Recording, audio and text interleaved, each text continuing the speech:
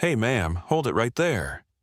A black woman in her late 40s, peering at a spice jar's label, spun around, startled.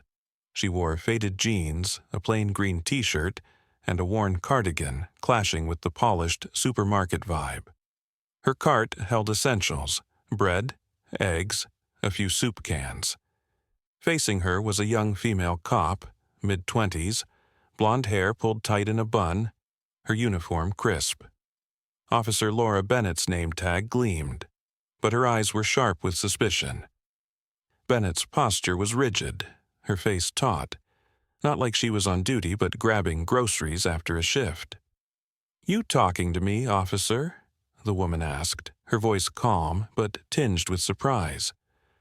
"Who else sneaks around here?" Bennett snapped, her tone dripping with disdain. She stepped closer, eyeing the woman's simple outfit with a smirk. "What are you doing, scoping the place out? Planning to swipe something?" The accusation hung heavy, her words laced with prejudice, making the woman's jaw tighten. The black woman's eyes narrowed, a flush of anger on her face. "I'm shopping, officer, just like everyone else. Watch your tone and show some respect." Her steady voice challenged Bennett, who bristled at the pushback. The young cop's face reddened, pride stung. "Respect? You're lecturing me?" she barked, her temper flaring. In a reckless move, she yanked her Glock 17 from its holster. Click. The chilling sound of the gun cocking echoed, silencing the aisle as she aimed at the woman's chest. "Hands up, against that shelf now, or I'll shoot," Bennett shouted. Nearby, shoppers gasped. A jar shattered on the floor, and people scrambled back, clearing the aisle. Some fumbled for their phones, recording the chaos. The black woman froze, not in fear but in disbelief at the officer's unhinged actions. She stared into the gun's barrel, then met Bennett's furious eyes. No panic, just a steely calm. Slowly, she raised her hands, palms open, standing firm, her gaze locked on the cop. The woman didn't lean against the shelf as ordered, holding her ground in the aisle's center. Her eyes, sharp and assessing, scanned Bennett like she was the threat. Aisle 9's air grew thick, sounds fading except for Bennett's ragged breathing and the tense silence. Shoppers whispered, phones still recording. The black woman's composure was unnerving, her steady stance defying the chaos. Who was she? Why had Bennett escalated so wildly? What would happen next in this volatile standoff? The supermarket felt like a powder keg. Just minutes earlier, Officer Laura Bennett, 26, was in a rotten mood. Her shift had ended, and she'd stopped at Pine Grove Market for dinner supplies. A cop for 4 years, she'd earned a reputation in the Pine Grove PD for her cocky attitude and biases. Raised in a white, affluent suburb, she looked down on those she deemed lesser, especially people of color or the working class. She loved her authority and often overstepped, her prejudices clouding her judgment in the line of duty.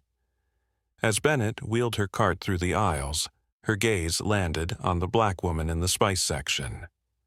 To Bennett, the woman's worn clothes, dark skin, and lingering pace screamed trouble. Shoplifter, she thought, her bias kicking in. Was the woman checking prices or reading labels? Bennett didn't care. To her, she didn't belong. Without consulting security or the manager, Bennett marched over, her ego driving her. She'd handle this herself, no backup needed, ready to assert her power over the suspicious shopper. "Got your ID?" Bennett demanded, her voice sharp. The black woman, Clara Thompson, turned, frowning at the rudeness. "I'm at the grocery store, officer. I don't carry papers," she replied evenly. "No ID?" Bennett sneered. "Got money for that cart, or you just gonna grab and dash?" She glanced at Clara's sparse cart, her lip curling. Clara's cheeks burned, but she stayed composed, years of discipline keeping her steady. "I can pay, officer. I'm no thief," she said firmly. "Sure you're not," Bennett mocked, her tone venomous. "I've got my eye on you. Why are you here, messing up a nice store? Stick to your side of town." The racist jab hit hard. Clara's patience snapped. "Officer, you're harassing me for no reason. Your words, the store manager, Tom Wheeler, 50, timid but alarmed, stepped forward, hands raised. "Officer, please, calm down. What's happening? Lower your weapon. There's people here." Bennett swung the gun toward him. "Back off. This is police business," she snapped, forcing Wheeler to retreat. Clara, unfazed by the gun, remained the calmest. Her past in high-stakes situations had honed her instincts. She saw Bennett's anger, fear, and ignorance, a dangerous mix. She needed to de-escalate, but one wrong move could spark disaster. The tension in aisle 9 was suffocating. Shoppers' murmurs, a child's whimper, and Bennett's heavy breathing filled the void. Clara, hands still raised, studied Bennett's stance, the gun's angle, the crowd's reactions. She knew force wouldn't work. Wisdom would. "Officer Bennett," she said, voice steady, reading the name tag. "What's your badge number?" The question caught Bennett off guard, her eyes flickering. "Why do you care?" she snapped. But Clara's calm authority unnerved her, hinting at a power Bennett hadn't anticipated. "I need your badge number," Clara repeated, firm. "Your actions are dangerous, violating protocol and endangering lives. Lower your weapon now." Bennett scoffed, trying to regain control. "You don't order me, you're just a thief." "I didn't steal," Clara shot back, icy. "I have every right to demand you act properly. I need to make a call." Bennett laughed, nervous. "Calling your crew to bust you out?" Clara's eyes didn't waver. "Number, I'm calling Sheriff John Carter." The name hit like a bomb. Sheriff John Carter. Bennett's smirk faltered. "You're bluffing. Why would the sheriff care about you?" Clara's voice dropped, low and certain. "Officer, I'm not lying. John Carter and I go way back, since we were kids. I have his personal number. Let me get my phone, or keep that gun on me and face the sheriff's wrath when he learns you threatened his friend." Her confidence shook Bennett, who knew Carter's reputation for loyalty. Was this woman really connected to him? Bennett's mind raced. Carter was a no-nonsense sheriff, fiercely loyal to his old friends. Could this plainly dressed woman know him? Clara's calm, her piercing gaze, suggested truth. Fear crept into Bennett's gut. "You're lying," she stammered, but her gun trembled. "Check for yourself," Clara said, unshaken. "My phone's in my right jacket pocket, no weapon." Bennett hesitated, torn between disbelief and dread. If Clara was telling the truth, she'd crossed a line she couldn't uncross. The crowd watched, phones still rolling. Bennett's bravado cracked. Curiosity and fear of Carter's punishment won. "Take it out, slowly, no tricks," she ordered, nodding at Clara's pocket. Clara moved deliberately, her right hand easing into her worn cardigan. She pulled out an old flip phone, holding it up for Bennett to see. Her thumb navigated the screen, finding a contact labeled John C. She pressed call. The ringing cut through the silence, each tone amplifying the tension. Bennett's eyes widened, her breath shallow, as the call connected.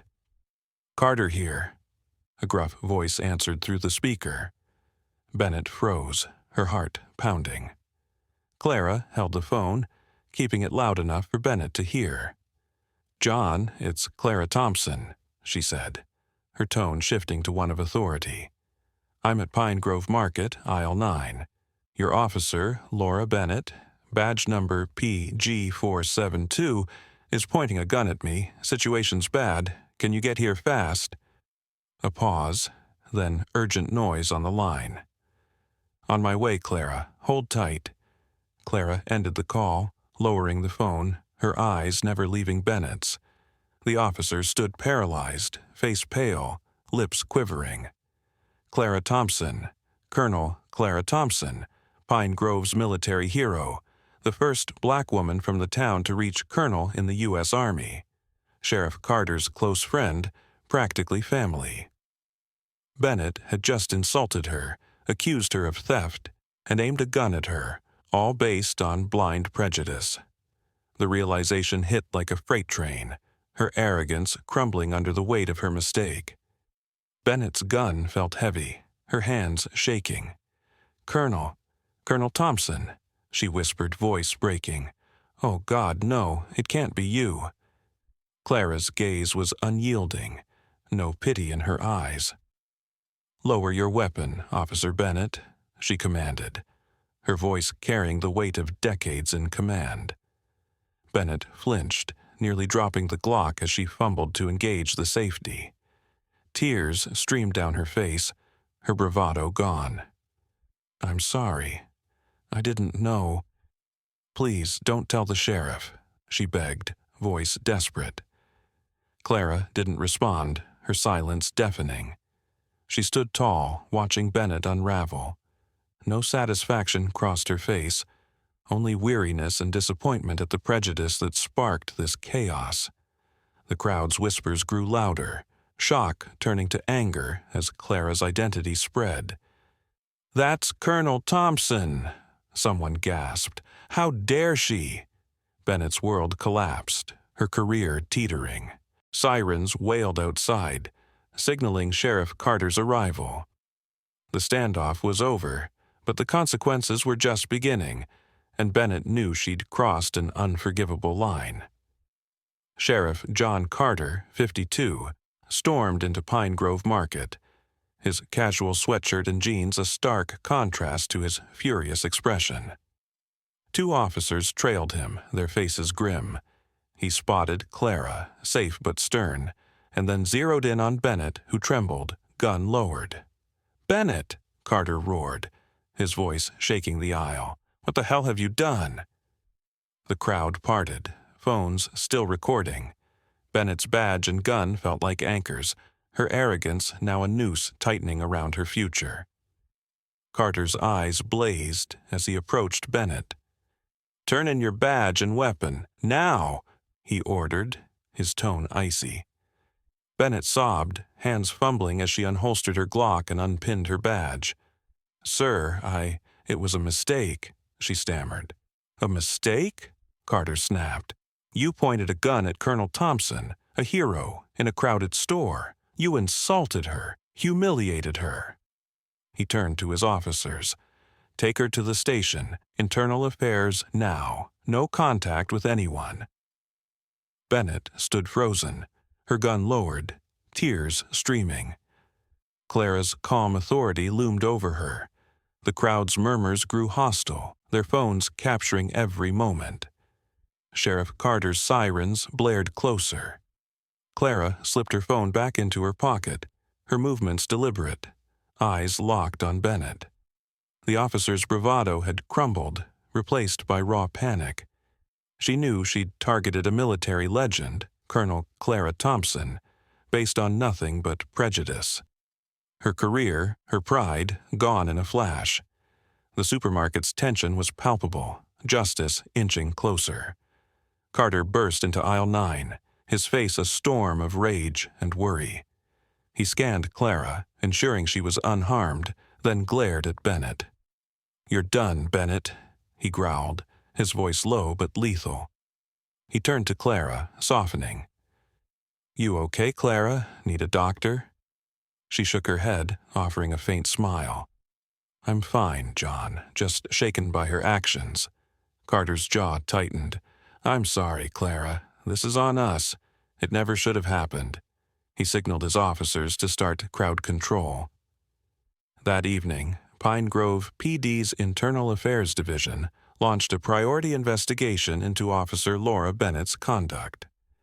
Clara's testimony was pivotal, delivered with military precision.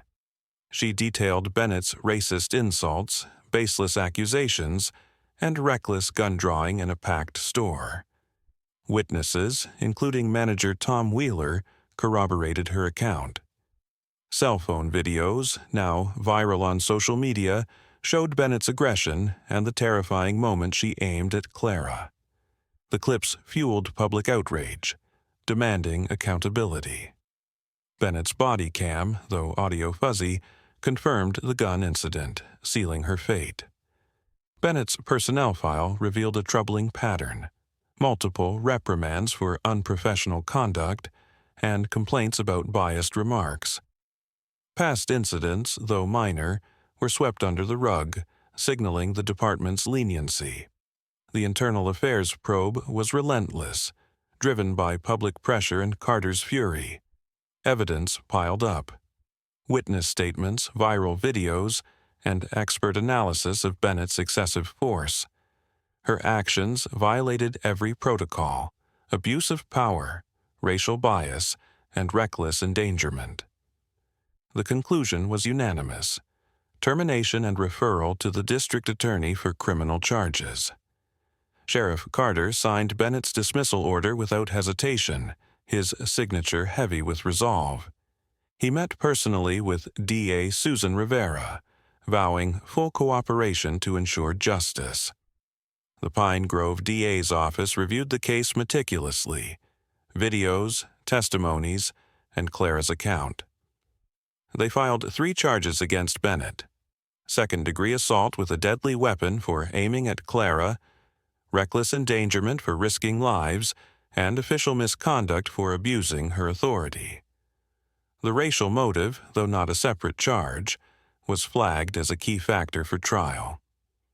Bennett's trial, months later, gripped Pine Grove County Court, drawing media and locals. Clara, in her Army uniform sans medals, testified as the prosecution's key witness. Her calm, factual recounting of Bennett's slurs, threats, and gun-pointing captivated the courtroom. She showed no malice, only clarity, earning respect from Judge Elena Torres, a Latina known for fairness. Prosecutor David Lee built an ironclad case, leaning on videos, witness accounts, and internal affairs findings. Bennett's racist motives and abuse of trust were hammered home relentlessly. The viral videos played in court, showing Bennett's venomous words and the chilling moment she aimed at Clara. Manager Wheeler and shoppers backed Clara's story, their testimonies aligning perfectly. Experts testified on Bennett's misuse of force, calling it reckless and unjustified. Lee argued that Bennett's actions betrayed public trust, endangered lives, and were driven by deplorable bias. The evidence was overwhelming, each piece tightening the noose around Bennett's defense. Clara's credibility, as a decorated colonel, left no room for doubt in the courtroom. Bennett's defense team struggled. They painted her as a stressed young officer, misreading the situation under pressure. They claimed Clara's defiance provoked her, a flimsy argument that crumbled against the evidence. They leaned on sympathy, Bennett's single-parent status, financial woes, but it rang hollow. Bennett sobbed through the trial, her remorse evident but unconvincing. The videos, witness accounts, and Clara's unshakable testimony dwarfed their efforts. Judge Torres watched impassively, her sharp eyes missing nothing, as the prosecution dismantled Bennett's weak defense. After days of testimony, the jury deliberated. The courtroom buzzed with tension as they returned. The foreman, voice steady, read the verdict. Guilty on all counts: second-degree assault, reckless endangerment, and official misconduct. Bennett's face crumpled, her sobs echoing. Her family in the back wept, their grief palpable. Judge Torres nodded, her expression somber but resolute. The trial had exposed a stark truth.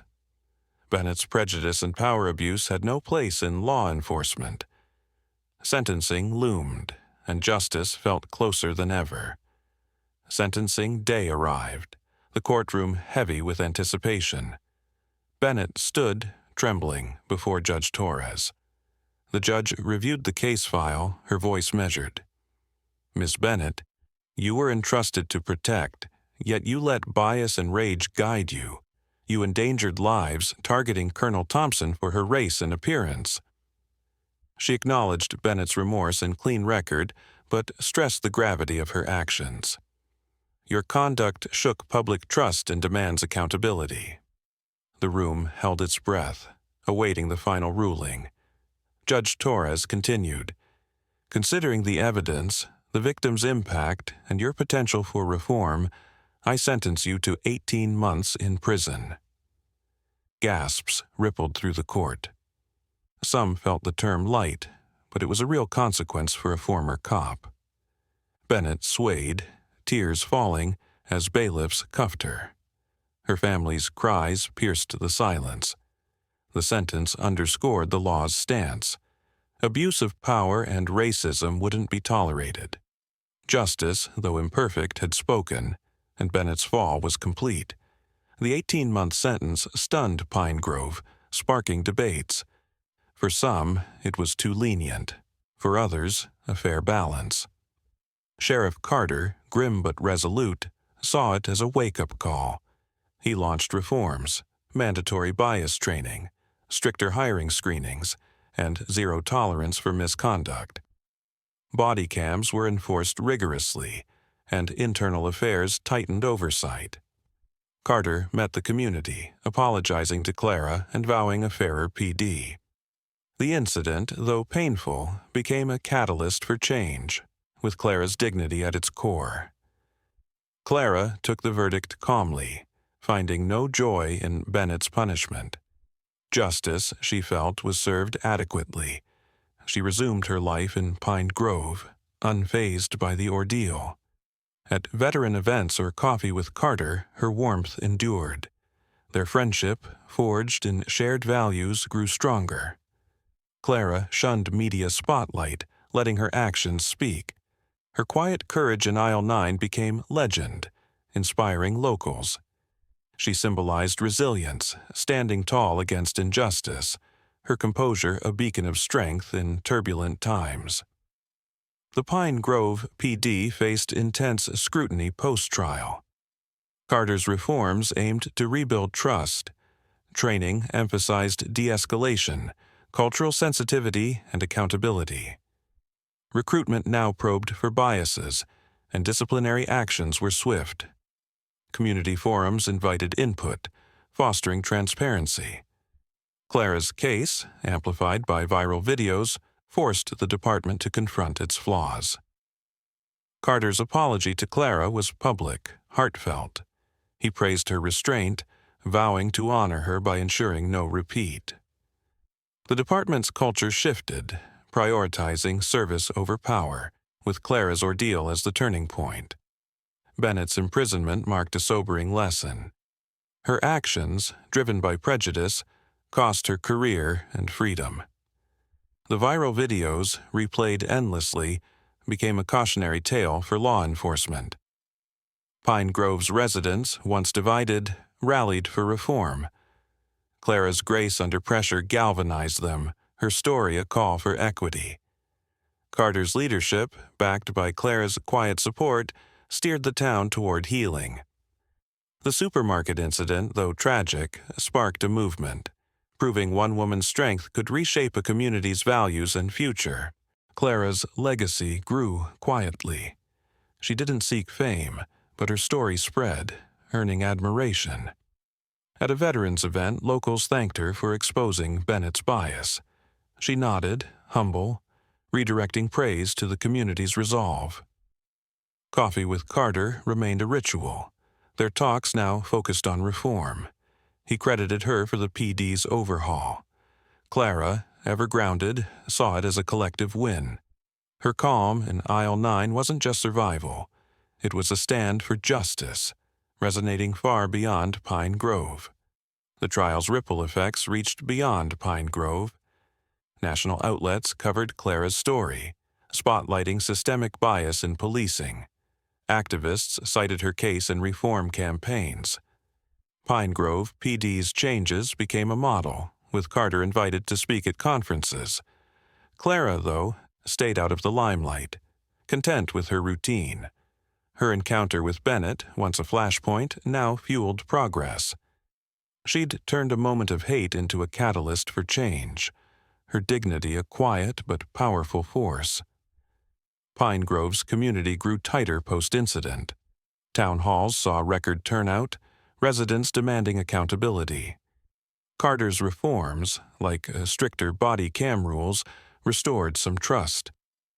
Clara's role wasn't forgotten. Locals honored her at a small ceremony, which she attended reluctantly. She spoke briefly, urging unity. Her words, simple but profound, lingered. The supermarket, once a scene of chaos, now symbolized resilience. Clara's stand had shifted perspectives, proving one person's courage could challenge prejudice and spark lasting change in a divided town. Clara's military background shaped her response that day. Years in high-stakes missions taught her to stay cool under fire. In Aisle 9, she saw Bennett not as a cop, but as a scared, biased young woman wielding power recklessly. Clara's restraint wasn't weakness, it was strategy, honed by discipline. Her call to Carter, her steady voice, turned the tide. Locals marveled at her poise, unaware of the training behind it. She downplayed her heroism, but Pine Grove knew better. The Pine Grove Market, now a local landmark, drew curious visitors. Aisle 9, where Clara faced Bennett's gun, was quietly revered. Shoppers paused there, reflecting. Manager Wheeler, shaken by the event, trained staff on de-escalation, inspired by Clara. The store donated to veteran causes, honoring her. Clara, amused by the attention, still shopped there, her cart unchanged. Bread, eggs, soup. Her normalcy grounded Pine Grove, reminding everyone that heroes walk among us, their strength often cloaked in humility. Bennett's defense clung to excuses, stress, misjudgment, but the evidence was damning. Videos showed her venom. Witnesses confirmed Clara's calm. Her tears in court felt hollow against Clara's credibility. The jury deliberated briefly, their verdict swift, guilty on all charges. Bennett's world shattered, her badge a memory.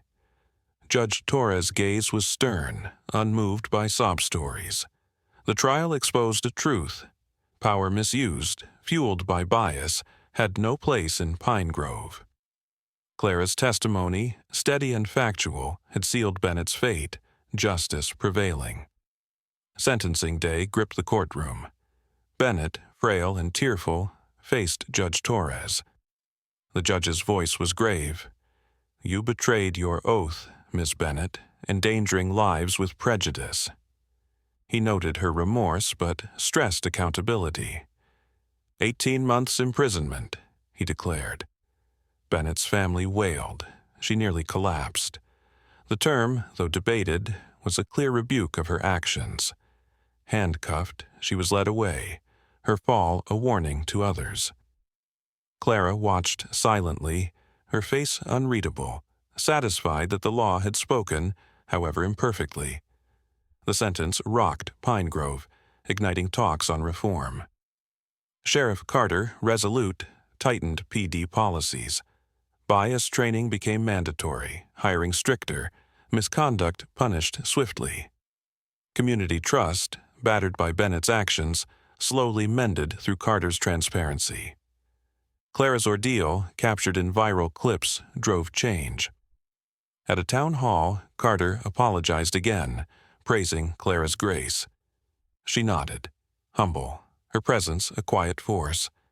The incident, once a wound, now fueled progress, with Pine Grove's people united for a fairer future, inspired by one woman's stand. Clara resumed her quiet life, unfazed by fame. She joined veteran meetups, sipped coffee with Carter, their bond unshaken. Media hounded her, but she waved them off, letting her actions speak.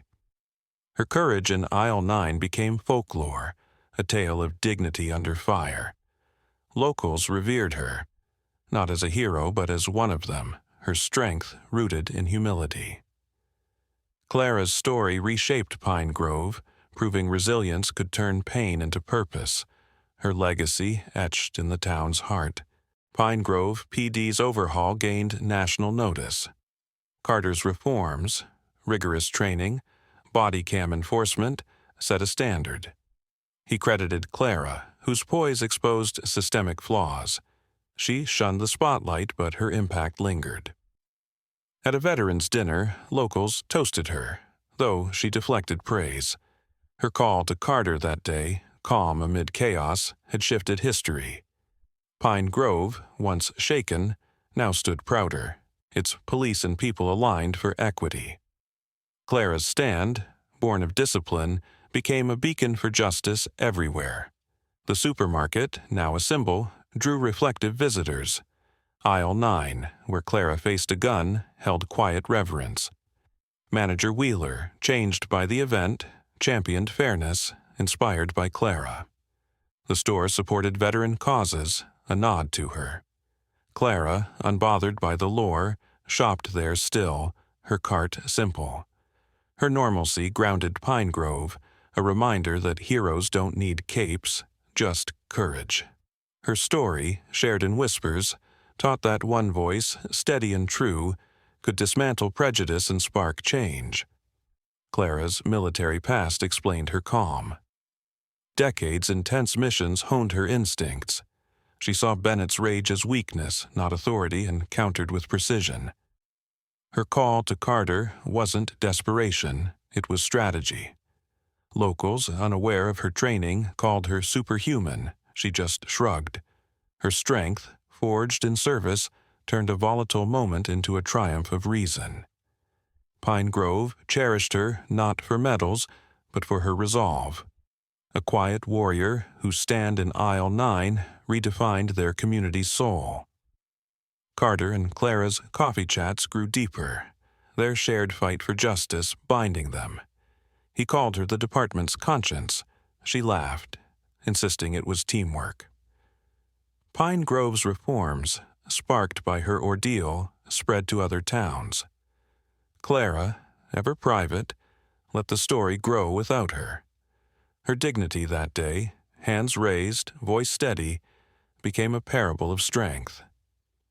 She didn't seek glory, but Pine Grove knew. Colonel Thompson's courage had turned a supermarket showdown into a lasting call for fairness. Pine Grove's wounds healed slowly, but Clara's legacy endured. Town halls buzzed with ideas, residents empowered. The PD, once tarnished, gained respect through Carter's changes. Clara, at a quiet ceremony, accepted a community award, urging unity. Her words, brief but piercing, united the crowd. Aisle 9's chaos had birthed clarity. Prejudice had no place here.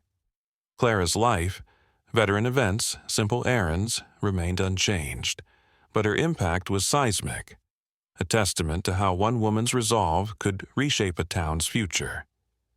Thank you for following this story.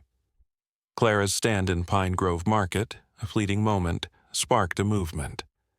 Her calm defied hate. Her wisdom turned chaos to justice. If this tale of courage resonates, share it. Tomorrow, another story awaits, rich with meaning. Stay tuned for more tales of resilience and truth. In the heart of Pine Grove Market, Aisle 9 became a battlefield where Colonel Clara Thompson, a black woman in her late 40s, faced the barrel of Officer Laura Bennett's Glock 17. The air crackled with tension as Bennett's prejudice ignited a near-tragic showdown, her gun trembling 3 feet from Clara's chest. Yet Clara's steely calm, forged in military missions, turned chaos into a clarion call for justice. This electrifying clash yields 2 profound lessons. First, courage under fire can dismantle injustice. Clara, hands raised 2 feet high, didn't flinch. Her steady voice, calling Sheriff John Carter from her flip phone, exposed Bennett's racism. Her dignity, captured on viral videos across Pine Grove's 50,000-strong community, forced a reckoning, sparking reforms in a 200-officer police department. Her restraint, rooted in 20 years of service, proved one woman's resolve can shift a town's soul. Second, unchecked bias breeds destruction.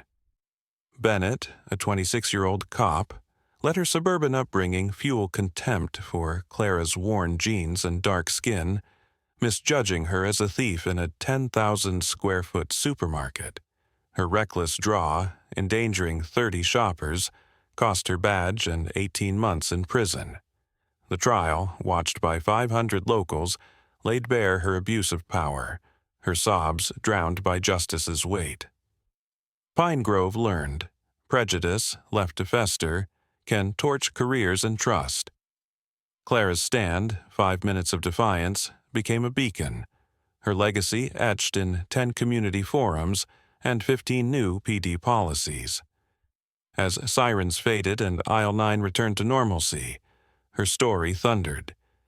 Courage and accountability can heal a fractured town, one brave soul at a time. Clara Thompson's courage in Aisle 9 sparked justice. Will you join the fight for change? Like, comment, and subscribe to my YouTube channel for more gripping stories of resilience and reform that inspire action. Share your thoughts.